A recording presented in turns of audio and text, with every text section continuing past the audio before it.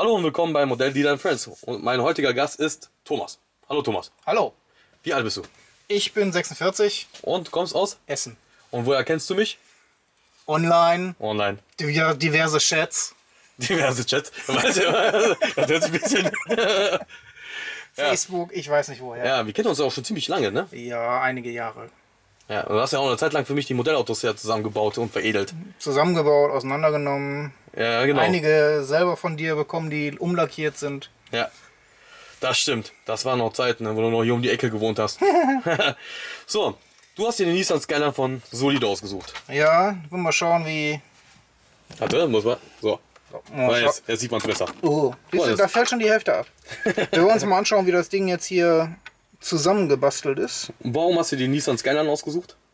Ich habe die Erfahrung gemacht mit dem Dodge Challenger von Solido, von dem ich ehrlich gesagt nicht sehr begeistert war. Qualitativ sehr grobschlächtig und minderwertig in dem Zusammenbau. Zum Beispiel Schrauben, die nicht vernünftig eingeschraubt waren, Oh, wo ja. dann der Boden gewackelt hat. Die Bedruckung nicht vollständig. Ja gut, aber ich meine, der glänzt ja auch nicht gerade mit Qualität. Der Spoiler ist Der sofort beim abgeflogen. Anpacken schon einmal Ja, abfällt. und Seitenscheibe ist schon abgefallen. Das ist nicht gerade ein Fürwort für das Ich Modell. sag mal so, der Preis ist okay, aber Ja, man muss halt Abstriche machen. man Ne? muss irgendwo auch sehen, wo der Preis herkommt. So. Wir versuchen es mal. Also hast du schon öfters mal die Erfahrung gehabt, ein Ich Modell hab- auszulegen und so alles. Ich denke, ich habe einiges an Erfahrung im Zerlegen von Modellen, Umbau von Modellen und ja. Ja, sehe ich schon. Du weißt schon auf jeden Fall, wo die Schrauben sind. Mal gucken, ob du die zwei anderen Schrauben auch noch siehst. Ausruf. Jawohl. Genau, das sind ja die zwei Schrauben, die immer so typisch für Bangladesch-Modellautos sind. Aha. Egal, ob das X so ist egal, ob das, ich weiß nicht, ja, im MCG oder so, alle haben in der Mitte die zwei Schrauben von Bangladesch. Wir haben Glück, 5 sind rausgefallen. Eine steckt irgendwo noch drin. Da. Ganz fies ist, wenn die eine noch hängen bleibt. Oh ja, kurz mal gucken, ob die sich schon löst, Unterboden. Nee, nicht so wirklich. Ist noch fest? Also hast du irgendwo noch eine Schraube übersehen? Nein. Alle 6 sind raus. Da. Dann zieh mal ein bisschen stärker. Ui, keine Kraft mehr. Warte. Vielleicht sollten wir mal die Achse lösen. Ja, eigentlich nicht. Normalerweise muss das... 2 versteckte Schrauben, guck mal. Da Oh, stimmt. und da. Stimmt, das ich hab die jetzt vergessen. Vorne sind auch noch zwei. Ja, ich sehe sie. Unglaublich, ne? Wahrscheinlich sind Bangladesch-Schrauben kosten nix. Das härteste, was ich mal gesehen habe, das war allerdings nicht das Modell zusammengeschraubt, sondern auf der Platte festgeschraubt mit insgesamt 16 Schrauben. Puh, das hört sich an wie, warte, Rico zum Beispiel, war glaube ich Ich sein weiß, nicht mehr, Hersteller. ich weiß nicht mehr, welches es war. Das sind 16 Schrauben, unglaublich. Denn da war er auf dem Podest, das Podest war auf die Platte. Auf der Zwischenplatte. Genau. Und das Podest war dann auch nochmal und dann nochmal ein Und Modellauto. genau, und Ich glaub, das nochmal war Rico. Und Rico auch hat das mal damals gemacht. eine Platte zum Modell. 16 Schrauben. Was ist das denn? Ja. Aber die Schrauben sind ja noch relativ gut. Und das war eine Zeit lang, wo ich viele Rico-Modelle bekommen habe zum Zerlegen. Weil damals war Rico noch aktiv im Modellautobau. Und So, dann hast du da halt mal so 40 kaputte Rico-Modelle gehabt und die waren alle so. Dann kriegst du eine Sehenscheinentzündung in dein Handgelenk. Ganz fies sind auch die Schrauben von Mini-Champs, wenn die aufgeschraubt sind auf die Platten. Ja, es gibt so. Ich glaube, die haben Feingewinde. Also so dünn sie die sind. Also. Die Innenausstattung. Ja, Keine Gurte.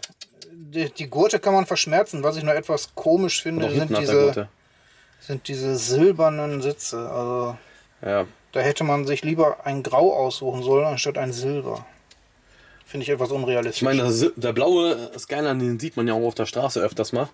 Also hin und wieder mal so auf Treffen oder irgendwas. Und ich kann mich in den Sinn, also dass ich eigentlich nie so silberne Sitze gesehen habe. Ne?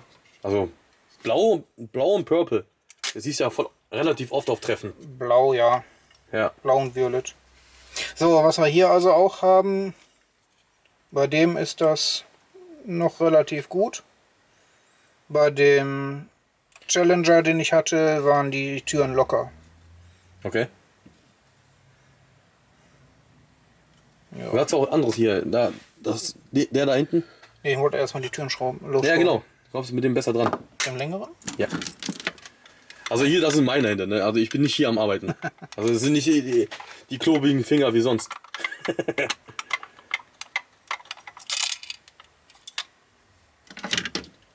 Was machst du denn beruflich? Ich darf sagen, dass ich auch Genau, da wollte ich gerade sagen, das, was du sagen darfst. im Automobilbau tätig. Zulieferer, ne? Bei einem sehr, sehr großen deutschen Zulieferer.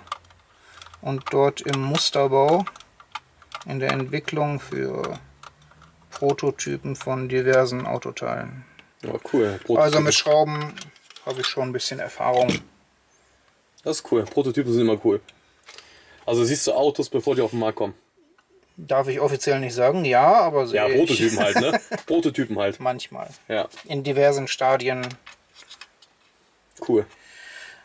Ja, das fällt unter vielen Leuten schon mal unter Traumjob. Ist auch nur ein Job. Ist auch nur ein Job irgendwann mal, ja. So, Nummernschiller. Ja, da sollten wir vorsichtig sein. Vielleicht sollten wir erstmal hier in das. Ich glaube, die Stoßstange geht, ne, die Stoßstange vorne geht nicht ab. Hinten geht die, glaube ich, ab, ne? Weil ich habe schon so hinten, viele Autos die ist nur verschmort. gesteckt. Ja. Da ist jetzt mit der Spitze, da kannst du rausdrücken. Oder so. Ich hätte sie jetzt abgehobelt. Abgehobelt? Ja, mit dem Messer abgeschnitten. Weil du weißt sonst nicht, wo die Löcher sind, wo du drücken musst. Oder du kannst auch mit einem flachen. Weil so drückst du Dazwischen eigentlich gehen. quasi die Löcher wieder zu. Hast du kein Skalpell hier? Nee. Ah, Skalpell, ey, das ist auch immer gefährlich mit dem Skalpell, ne? Nein, du kannst ja auch mit einem flachen den aushebeln. So mache ich das. Entweder mache ich das mit dem Spitzen. Mit dem da. Ja, genau. Jetzt kannst du zwischen Stoßstange und Metall gehen. Da muss man nur aufpassen, dass man nicht die Stoßstange direkt kaputt macht. Ja, also da musst du schon ganz grob sie sein. kommt. Ja. Das ist ja nur ganz leicht angeschmolzen.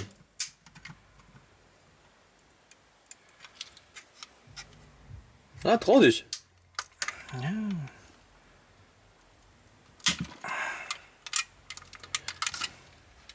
Du brauchst keine Angst haben. Auch wenn was kaputt geht, das ist nicht so tragisch. Also zumindest für mich nicht. Weil für mich kostet dieses Teil, was soll ich sagen, 1 Euro oder so, sage ich jetzt mal. Aber für den Käufer am Ende nicht. Was ich mich frage, wieso hat man die hintere Stoßstange in Kunststoff ausgeführt und die vordere mit angegossen? Das wissen die wahrscheinlich selber nicht. So, die Seitenscheibe kannst du rausdrücken. Die Scheinwerfer kriegst du, glaube ich, auch noch gut raus. Ah, guck mal. Ah, sie kommt schon. Ich wollte gerade sagen, die eine Scheibe ging ja auch freiwillig raus. Bevor wir mit dem Dremel loslegen.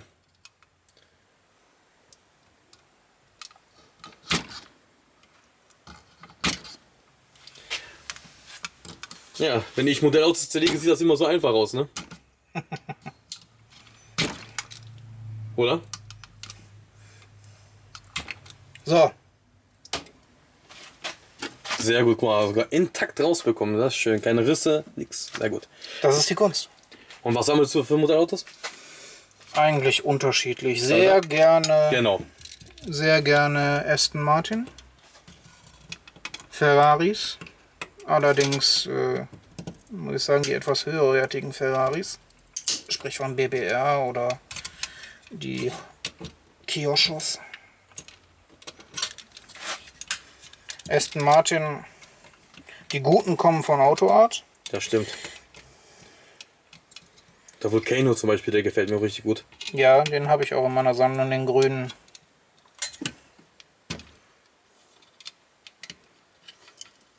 Was allerdings etwas wunderlich ist oder verwunderlich ist, der Volcano und der DB11 sind beide in diesem Apple Tree Green. Wenn man sie aber nebeneinander stellt, ist es eine unterschiedliche Farbe. Ja.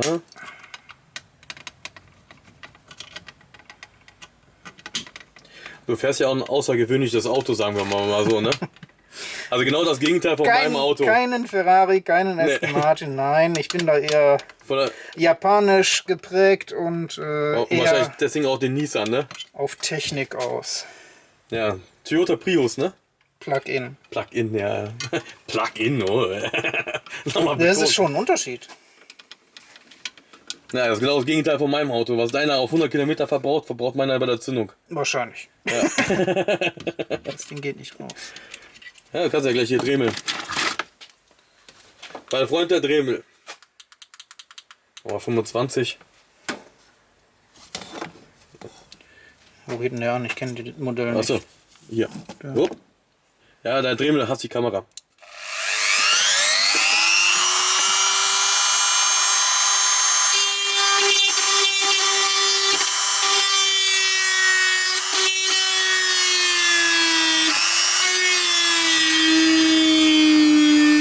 Du kannst ein bisschen so mal rumschneiden.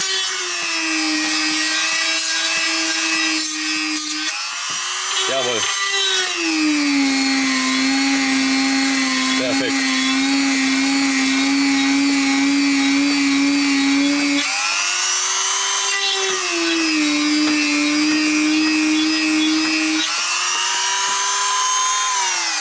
Wir müssen wahrscheinlich gleich nochmal brauchen für die Heckscheibe. Wenn man es ganz elegant löst, dann kann man es vielleicht auch aufbohren. Ich glaube, die Windschutzscheibe ist auch genietet. Ja. Unter der Sonnenblende. Vorne auch, oben auch. Ja. Ich meine, unter der Sonnenblende sind die Nieten. Oder? Normalerweise müsste ich das jetzt auswendig kennen, weil ich schon 10 Stück davon zerlegt habe. Da ist er. Ja. Und die Gefahr ist natürlich jetzt die Scheibe kaputt zu machen. Ne? Deswegen machst du so einen Kreis um die Niete herum. Und nicht Du ausrutschen. meinst den Kunststoff-Action hier einfach wegdrehen. Ja, richtig. Dann machen wir jetzt mal hier rum. Um die Niete herum, ja. So ein Kreis.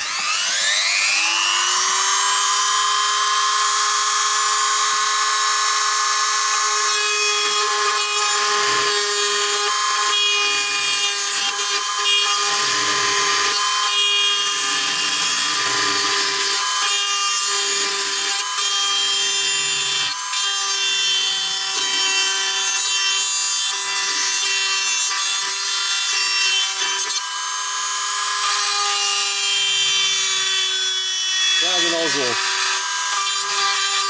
Da bist du auf der sicheren Seite. Ich glaube, die Scheibe ist schon lose.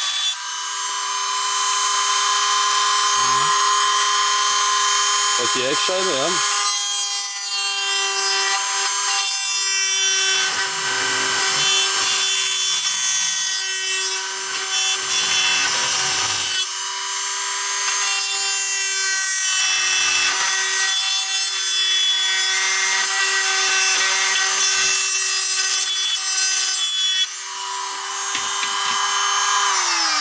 Perfekt. Ohne auszurutschen. Ja, mit so einem scheiß Dremel kann man auch schon ganz übel ausrutschen. Schon alles passiert. Und sich mächtig wehtun. Ja. Wie geht die raus? Du bist echt sehr... Ich bin vorsichtig. Ja, ich merke das schon.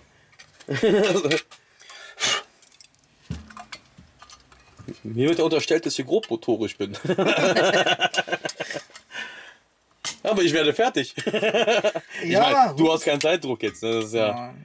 für mich ist ja, ich muss immer zack zack machen, sonst werde ich nie fertig. Und bei über 1000 Autos im Vorlauf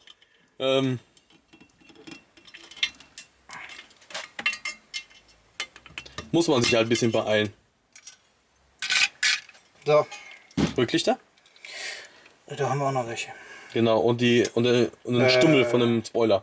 Weißt du, wie die reingemacht sind? Ich glaube, du musst mit einem ganz flachen, hier mit dem Grün hier, musst du zwischen Rücklicht und Die sind Karosserie wahrscheinlich- dran. Weil da ist nichts durchgebohrt. Ne.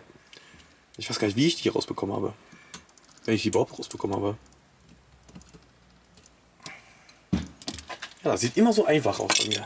Das sagen alle, ne? So, oh, du machst das immer einfach so zack, zack, zack, zack, zack, zack. Und bei mir eine Stunde. Ja, genau so. Perfekt, du hast ein gutes Auge. Ich habe 2 davon. Hey, Eigentlich sogar 4. eigentlich sogar 4. Ja, nee, das ist Glas.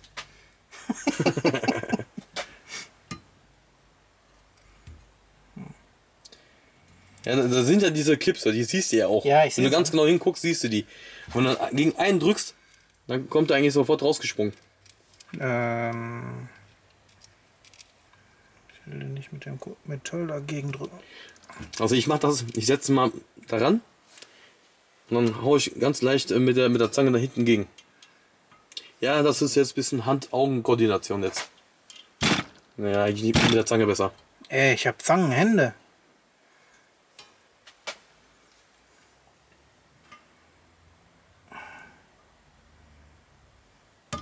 Kriegst du nicht raus? Einen hast du ja schon rausbekommen. Ja, der war locker. Aha, gecheatet also. Ah, siehst du, guck mal, da kommt schon der nächste raus. Vielleicht ist da mehr Kleber verbaut. Ja, ich glaube, die sind nur gesteckt. Ich glaube, Kleber kostet in Bangladesch mehr wie Schrauben.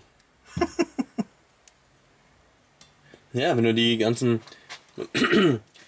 Billigmodelle siehst von aus Bangladesch, die kommen, ne, diese Z-Modells, da ist immer wenig Kleber dran. Z-Modells, boah, das ist auch so eine. Ist ja die Schwesterfirma von Solido. Sie-Modells? Z-Modells, ja. Was Ich habe auch machen die hier denn? CLAs. B-Klasse. Ach, den? Ja. Wie heißt dieser kleine neue Geländewagen da? GLB. GLB, genau. Der ist auch von denen. Hey, wer arbeitet denn bei Mercedes? Ja, ich brauche auch keine GLBs in Bangladesch.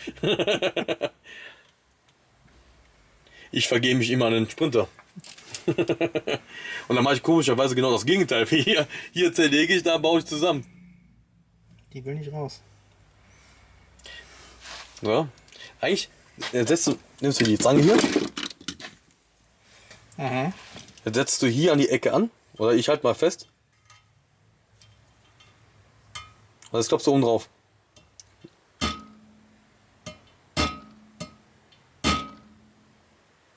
Und gilt?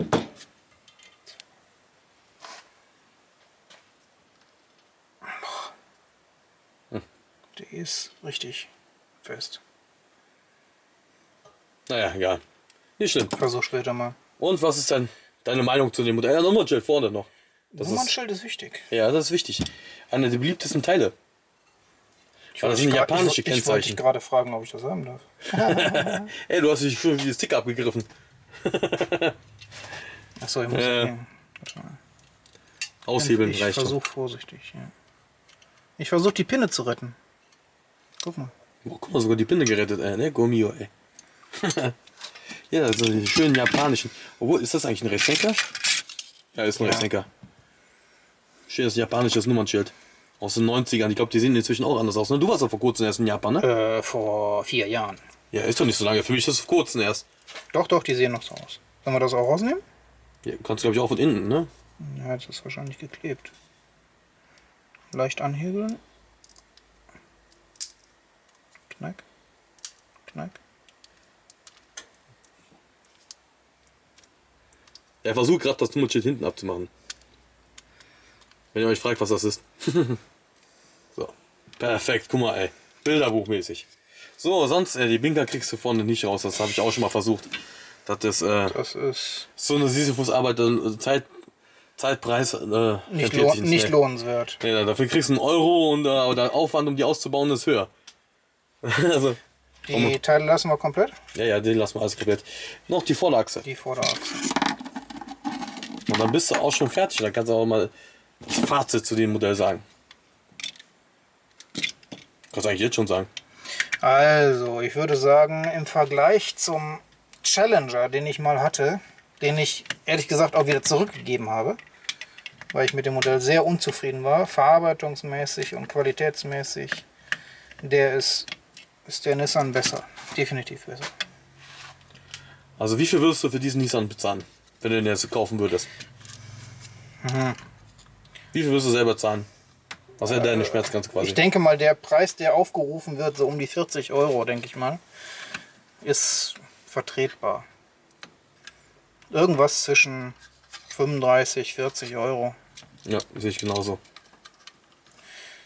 Wenn man bedenkt, dass man dafür... Kannst du, glaube ich, auch von unten aushebeln, ne? Ja, wenn du mir überlegst, guck mal, hast du schon abbekommen.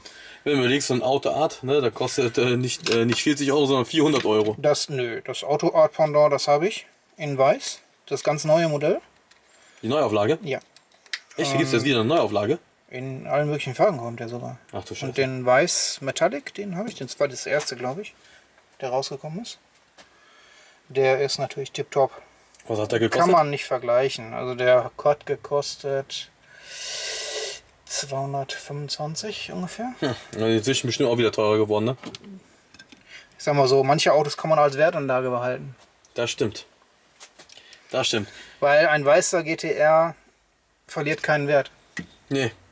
Ja, und hättest du noch den Fast and the Furious, dann wärst du jetzt sogar ersten Schritt zur Million. Nein. Ja, also stimmt auch. Aber da gibt es ja auch diesen Nismo noch davon. Dieser weiß, silber, Der schwarz, weiß-silberne, rot. ja. Ja, genau. Der war teuer. Der ist immer noch teuer. Auch Ich wenn man den noch glaube, bekommt. den Nismo, den gibt es auch von Solido, ne? Nee, den gibt's von Atman. Von Solido. Nee, von Solido, meine ich, ist der auch rausgekommen. Weiß mit den schwarz-roten Streifen. Okay. Ich meine nicht. Ich meine, es gab's einen Atman. Das ist ja dann rot-schwarz. Den habe ich sogar hinten auf dem Schrottplatz stehen. Ja, den ja, aber wie gesagt, den gab es nicht, ja, von Solido Ah, und ist ja nicht Silber gewesen oder so? und von Greenlight gab es den Ja, auch. Greenlight auch, ja. Das stimmt. Den Greenlight Greenlight kenne hat ich sogar nicht. Fast and the Furious Den rausgebracht. kenne ich gar nicht, den Greenlight. Den habe ich noch nie gesehen. Den habe ich vor kurzem erst zerlegt. Aber ich meine, von Solido wäre auch der weiße. Ja, kann sein.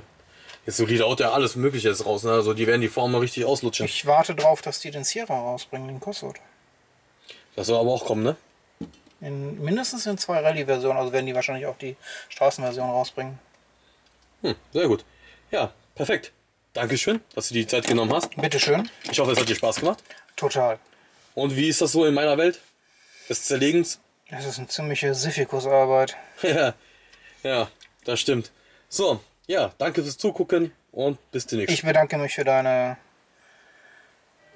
Zeit. aufklärende Arbeit Aufklärende und Arbeit, ja, das stimmt. Hilfe. Alles klar. Bis Ciao. demnächst.